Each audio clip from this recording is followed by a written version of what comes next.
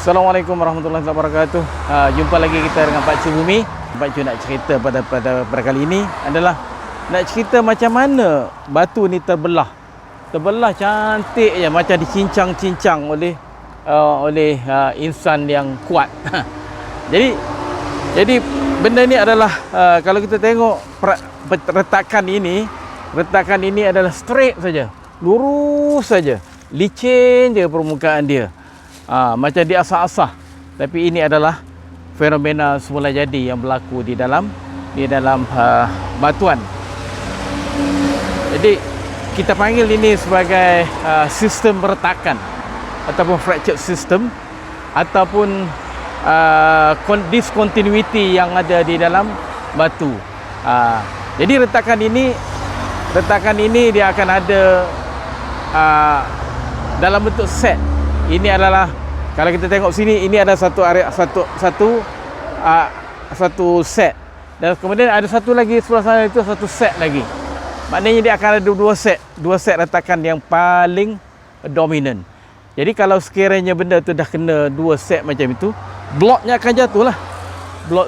Bloknya akan jatuh bab. Tapi kita tengok retakan sebenarnya di dalam geologi ni ada dua jenis.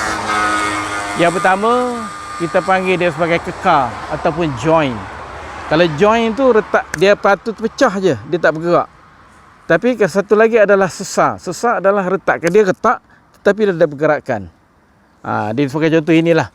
Ini adalah satu sesar ataupun satu muka sesar, atau kita panggil dia sebagai satah sesar, yang mana dia ada pergerakan. Kalau Pak Cu buat macam ini, halus rasanya. Tapi kalau buat macam ini, kasar aja. Bermakna blok yang di sini itu bergerak ke sana. Yang blok yang dah jatuh ni bergerak ke sini. Jadi benda tu adalah pergerakan dia macam ini. Ini blok ni akan bergerak ke sini, yang blok yang jatuh tu bergerak ke sana. Jadi itulah maknanya susah. Jadi sebab itulah dia ada satu permukaan yang licin, cantik je. Dan kemudian untuk kita kena pasti dia ada macam-macam bentuk yang di print ataupun lekat di atas permukaan ini, menggambarkan bahawa adanya proses pergerakan. Apa pentingnya retakan ni kepada kita, kepada geologis dan juga kepada geotechnical engineer? Ini adalah dia itu adalah merupakan satu elemen yang penting untuk menentukan cerun yang dibuat itu stabil ataupun tidak. Stabil ataupun tidak. Sama ada benda itu akan jatuh ataupun dan sebagainya. Jadi kaedah yang kita selalu gunanya adalah kita akan buat kajian retakan di sini. Jadi sebagai contoh lah, hari ni Pak Cu ada bawa satu kompas. Kita panggil ini sebagai kompas geologi. Jadi kompas geologi ini adalah tujuannya adalah untuk mengambil arah retakan itu di mana. Dan kemudian daripada arah itulah maka kita boleh buat analisis. Jadi kalau arah ni adalah kurang dalam 340 darjah, 345 darjah, maknanya hampir-hampir ke utara dan selatan. Jadi dan juga kita kena ambil dia punya inclination dia. Inclination dia ni adalah macam mana, sama dia macam itu ke, tegak ke, macam ini ke dan sebagainya. Kita kena ambil reading dia, dan semua reading ini adalah diguna di dalam analisis kita. Daripada analisis itu baru kita kena pasti apakah jenis-jenis jatuhan batuan yang dijangka pada sebagai contoh di sinilah. Kita boleh jangka, kita boleh buat daripada perkiraan, kita boleh tentukan jenis-jenis kegagalan yang bakal berlaku, blok-blok yang akan jatuh dan sebagainya. Jadi kalau sekiranya kita sebagai geologis cuma memberitahu kepada engineer bahawa blok ini adalah tak stabil. Jadi engineer dia akan ada cara penyelesaian dia. Penyelesaian dia adalah dia macam dia letak rock bolt ataupun dia pasak.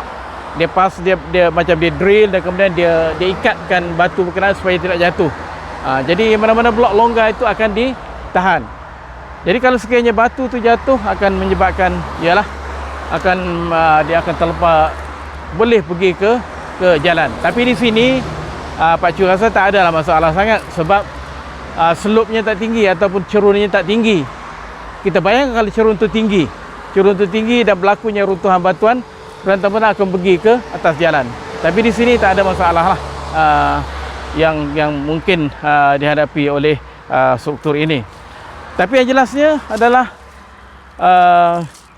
kajian ataupun macam mana rata-rata yang kita perlukan untuk sesuatu retakan itu adalah amat berguna untuk kita buat analisa kestabilan sesuatu cerun ataupun sesuatu cerun batuan.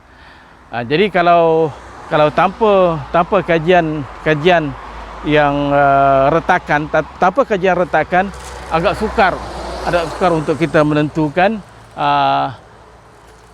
alignment ataupun keratan jalan yang paling optimum yang memberikan keselamatan kepada cerun supaya tak runtuh. Untuk makluman semua bahawa batu ini adalah terdiri daripada batuan granit. Granit di sini adalah warna putih dia warna putih. Ini kita panggil dia sebagai Kledang Range ataupun batu granit Kledang. Sebagaimana kita tahu, Kledang Range ataupun batu granit Kledang ini adalah mengandungi timah yang tinggi. Itu adalah merupakan satu batuan ataupun granit yang contribute ataupun menyumbang kepada pengkayaan timah di Lembah Kinta. Banyak kawasan timah ataupun biji timah di Banjaran Kledang ini dan turun ke Lembah Kinta dan terendap di dalam Lembah Kinta sebagai satu kawasan perlombongan biji timah yang terbesar di dunia pada tahun 80-an. Jadi kita bayangkanlah macam mana dia punya meriahnya Lembah Kinta pada masa itu, di mana kita dapat mengeluarkan timah yang banyak untuk kegunaan dunia.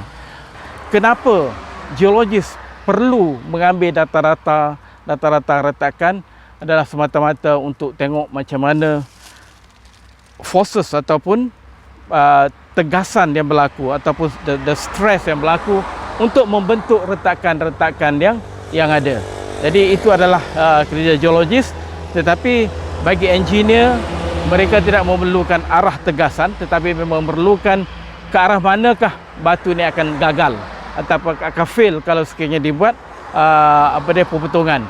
Jadi bermaknanya kita akan ada timbal balik antara geologis dan juga civil engineer atau geotechnical engineer dalam menentukan bahawa sesuatu slope batuan ataupun sesuatu cerun batuan itu adalah stabil dan juga dapat mengurangkan kos kepada kerajaan. Jadi itu saja yang Pacu dapat kongsi kepada kali ini. InsyaAllah kita akan di lain ketika kita akan ada lagi perkongsian yang lain yang lebih menarik. Okay. Assalamualaikum warahmatullahi wabarakatuh.